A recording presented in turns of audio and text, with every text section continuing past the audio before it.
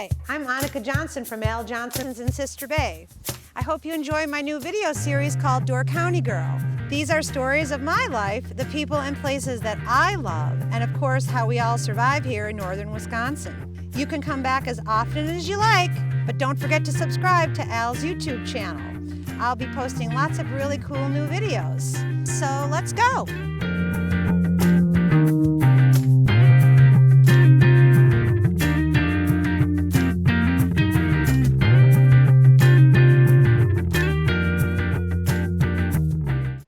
Hello everybody, welcome to another Door County Girl, but Door County Dudes cooking episode. I'm here with my boss who has no job title, Rolf Johnson. I can't say that I do have a job title. I don't think you don't have a job title either. I have a funny thing. So I went to a trade show recently and they had the name tags and they will not let you go by Without a title? Without a job title. And like this one was like, and they had all these ridiculous titles too. Like usually I'll just go manager or something like that. So I had like this ridiculous one.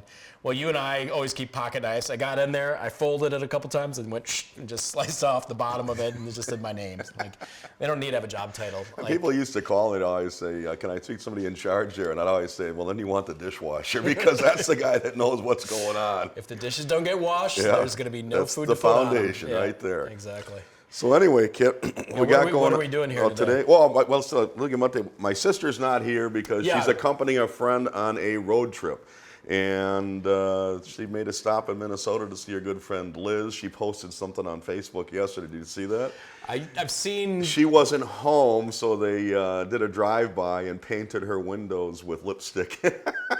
Left her little love letters. Oh, so she's got that to look forward to when she comes home. And I think her and Mindy are cruising around maybe up by the UP. I'm not 100% sure, but I know. You've probably seen Mindy in some of the hiking episodes. Yeah. So that's a good friend of Annika, and they're doing Thelma and Louise around Minnesota. And Mindy's worked every corner of the restaurant as well. Yeah. And she's worked a lot of different places. She's a gal of many, many talents. So. I could almost imagine them going into like some diners and like critiquing everybody and saying, "Hey, I don't know, Yeah. But give them another refill on my coffee," something like that. They should have brought a camera with and done a road trip. They should have done a video log. It would have been pretty cool. Yeah, I keep on telling everybody to do that. I had another friend, and I'm like, "Oh, you gotta go." Or Aline that works for. Oh yeah. She's a bartender during the summer, but during the wintertime, Aline works for me. Yeah, she works in the shipping department. And her friend, well, Aline is a redheaded Irish girl. And it's St. Patty's Day weekend. And her brother. He's the commissioner of some town where they have Savannah, Georgia. Okay, not some town. Oh, then they have the second largest St. Patty's Day parade. Yeah. But you know what she told me? She said, "You as a Wisconsinite showing up here ready to party might be sorely disappointed." I'm not trying to offend anybody from Georgia, but he said they'll have plenty of stuff for you. I mean, she's a pro. Oh yeah. She showed me pictures of her doing her, because she was an Irish dancer for a long time. I did not when know she was that. like a little girl. Wow. Yeah, so she was cute as a button. Like And she still is. Yeah, she is. Yeah. Yeah. So and she's a ball of I'm like, energy. you should. And she was leaving with her friend, who's one of the head people at Northern Grill, one of my other favorite places to go in Sister Bay. And they were doing the girl road trip down to St. Patty's Day parade. So. Coincidentally, our manager of Skoll is on that island off of, was it Ivy Island? Is that what it's called? You mean down in Georgia? In Georgia? She said it's 20 minutes away from where the parade was. So I told her, I said, "Hey, do a surprise drop and call up Zoe and get her to go to the parade." I don't know if it happened or not. Yeah, I've invited Zoe over to my house a couple times just for dinner, and that doesn't happen. So anyhow, we're going to get to town here making a type of béchamel sauce, a Swedish cream sauce that's very, very, very versatile. You can make it with all kinds of different stocks. You can use it different ingredients. You can make a sausage gravy out of this if you wanted to for biscuits and gravy. It's most commonly used with the Swedish meatballs. I think you saw one of the episodes of Door County Girl where we did a cream sauce with a lemon sauce. We did a dill sauce. This one is going to be just a straight out cream sauce with vegetarian stock. We're going to make it gluten-free because we're going to use our handy potato starch flour, which I like very much. Good stuff.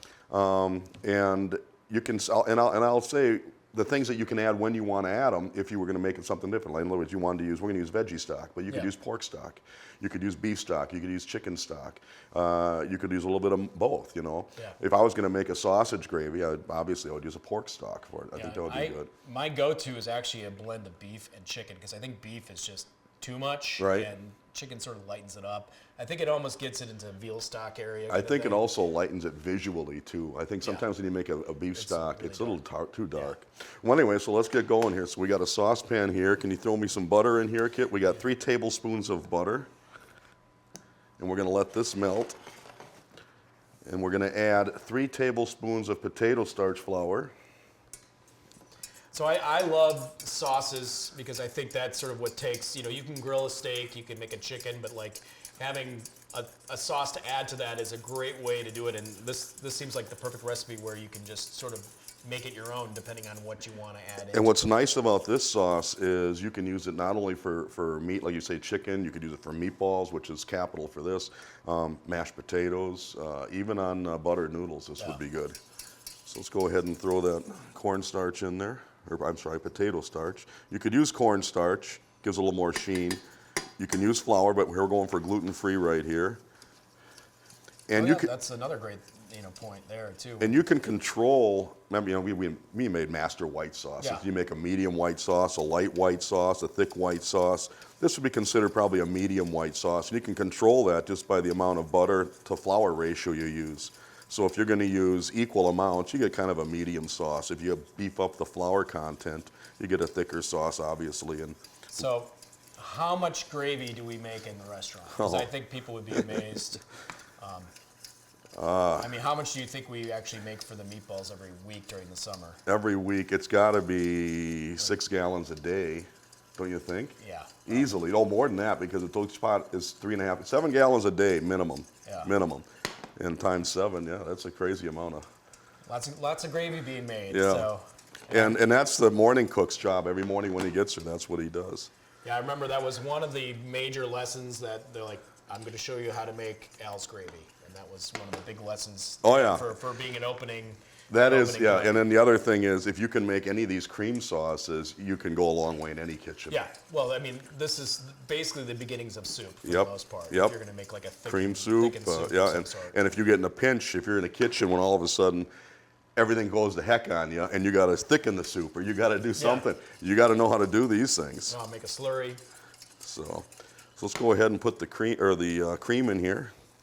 And the reason we cook this down... Is this heavy cream? This is heavy cream. And the reason we cook this down is we want to kind of get the flour taste out of the roux that we're making. So, I mean, another thing that I do, not that this isn't perfect, I love actually sometimes adding some kind of liquor at this point, or white wine, or if you're going in that direction. But I for some reason, you get like this gourmet touch if it just has that little bit essence of I actually love dry vermouth. I think it's one of the best things. Look at that, you made like quick potatoes. Go ahead and throw the veggie stock in there.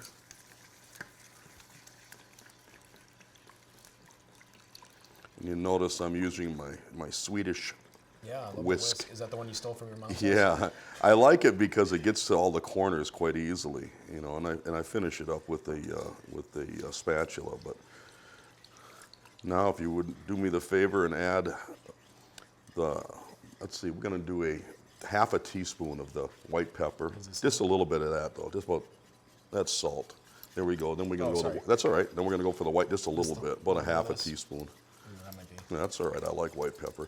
Swedes tend to favor the white pepper over the black pepper. I like it. And we used to always have it on the table in the restaurant, but we always had these people that would dump it on their eggs and thinking it was salt. So we did switch. I did the first time I ate at Al's as like a 20-year-old before. That was when Adam worked there. Oh yeah, ADAM. I dropped him off for work, and I'm like, I'll just go and have Swedish, pancakes. So I got the Swedish special.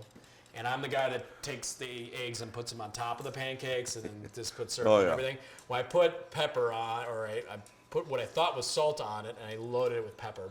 And I way overdid it, but I still ate it all. It was still fine. You're not one of those guys that go, hey, I messed up. You guys got to make me some more food. No, it's when it's your error, it's your error. If it's somebody else's error, if some really attentive waitstaff person notices it and go, hey, let me fix this for you. Yeah, That yeah, is yeah. above and beyond Oh, yeah. customer service kind of thing. But like if I did it myself, then I'm to blame on that. We know what it's like to be dined upon. So we know like to wait on people. So Yeah. we also know how to act when Well, you're in the restaurant it's too. a life lesson. Oh, Let's yeah. see.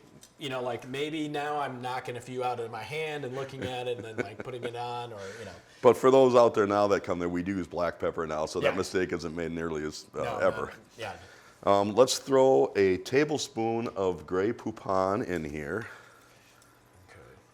I'm sorry, I'll do half a teaspoon. I'm sorry. Half a teaspoon. Yeah, and they can do a heavy half. There you go. I'd give it just a little tad more, just for A little fun. more? Just Okay. for fun. I like a little bit. I do too. It disappears in there, Yeah. but again, I've been loving the vinegar. And then if you noticed, I have here A1 sauce because we're not going to use a Worcestershire sauce because it's got anchovies in it. We're trying to keep this one vegetarian. I think this is a good substitute if you don't have vegetarian. Is there vegetarian? There is. Okay. There is. Yeah. And you can get it as a fish sauce or you can get it as a Worcestershire sauce. And So it do you depends on how. Being a vegetarian, do you like those? Yeah, alternatives, or you do know, like and this one better? I actually, they didn't have it when I needed it, so I Yeah. brought this instead. Okay. But I'm not so, if somebody said, oh, there's Worcestershire in there, don't eat that, I would probably eat it anyway. So I think about how many bugs you swallow when you're eating, driving a motorcycle. Do you eat honey? I mean, Yeah, 'cause again, that's the another other one, that sure. sometimes people have issues with. So one of these? Yeah, I would say about one of those. Okay. Let me do it over the top. So That's good. So this is another life lesson when I thought I was cool and using this on my steak, and you ever put too much sauce with your steak? Oh, yeah. Oh, man. So then I put it to the side, and then I can dip in. But I do like A1 sauce on just about everything. I'll put it on my peas and carrots, and it's really tasty. It's good. The last thing we're going to do as this thickens up, we're going to chop that parsley up. It doesn't have to be like rough chop. And not everybody does this. I think it looks nice inside I do too. I the think it's, sauce. I think it's good. And then I also have here just a little bit of nutmeg, and I'm just going to put a pinch of that in there, or two. This is reminding me of the days when I worked at a fine dining kitchen, and I think I spent like 2 hours a day because the chef loved parsley on everything. So I just chop up cases of parsley. Parsley is kind of that secret ingredient, just about everything. It's great in potatoes. I remember even back in high school days, the cafeteria, I loved when they had parsley Yeah. buttered potatoes. This is like late 90s, early aughts, where like he just the rim of the plate. Oh had decoration yeah. on, I had a never little could bit of figure that parsley. out though, because it's like my mom and dad always said, I want to eat the food, not look at it. There's a cool trick though, if you ever want to get it where it looks like microfine, where it's not wet, because if you chop it it gets live, it mush. gets a little wet. So actually, you wrap it in a towel. You take like I used to have and you put it in a towel, like a kitchen towel. Sure. And then you actually put it under the water, and then you wring it out, and you wring it out, and you wring it out, and then it becomes the fluffiest Really? parsley ever. I'll have to he try showed me- that. he showed I me did that not trick. know it, no. So it added yet another half an hour to my life there, doing that kind of stuff. So. Let's go ahead and toss that parsley in here, and then we should be finished. And Is that good? More? The whole thing? yeah, that looks pretty good. Yeah, we'll just go all. Yeah. See, that's got a pretty look to it, right? It does. And you could use this, like I say, this is really good on mashed potatoes. It's ideal with meatballs, and I got a little treat. Okay, bring it on. I brought, we need a little dish here of some type. Sorry, I should have thought of that. That's all right, we got it. And then I brought some Swedish meatballs that are vegetarian from IKEA Nice. that we can use just to give it a try with this. So what goes into these? I read the ingredients. These are actually vegan, and it's the pea protein. And I think they do a nice job with these. Yeah. I think they really do a nice job. I think a lot of it is the seasoning of it. Oh, Because yeah. yeah. And the best way to make these is from frozen in a fry pan, a little bit of oil, and just keep rolling them around. Yeah. It's the same way you would make normal Swedish meatballs. It's been interesting because I've tried making Swedish meatballs at home with like ground turkey, ground chicken, or a combination of everything, and it really comes down to the seasoning. Like, I mean, you sort of have the same flavors, and that it may be like a lighter meatball, or it has some subtle differences, but Before I pour the gravy on, Yeah. or go ahead and take a meatball with that fork there and dip it in the sauce and see what you think. Might be pretty hot, so. Yeah. That's really good. Yeah, good.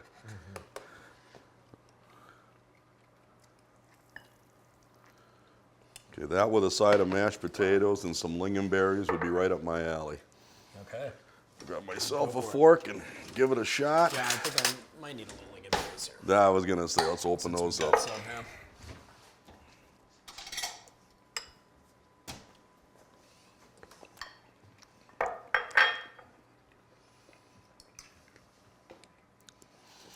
And you know, there's a shortage, from what I understand, of the premix that IKEA makes Oh, really? for the gravy and the cream sauce. They say it's sought after. You can check it out on eBay. I've got one pack left, and I'm contemplating selling it, but no. But I did look at the ingredients, and if there's there is a recipe online that's very close, but if you look at the ingredients, it's nowhere near what's in the IKEA packaging. Yeah. So that calls for beef stock and flour, where the one in IKEA is actually gluten-free and vegetarian. Not vegan, mind you, but Yeah, this is excellent. that much better with the Especially lingonberries. Yeah. I don't know, for some reason I just love the lingonberries. The combination mashed potatoes, lingonberry, meatball on the same fork with the gravy, nice salty gravy with it. The combination is, for me, is just, it's home. It's like one of those really comfort food kind of things for me.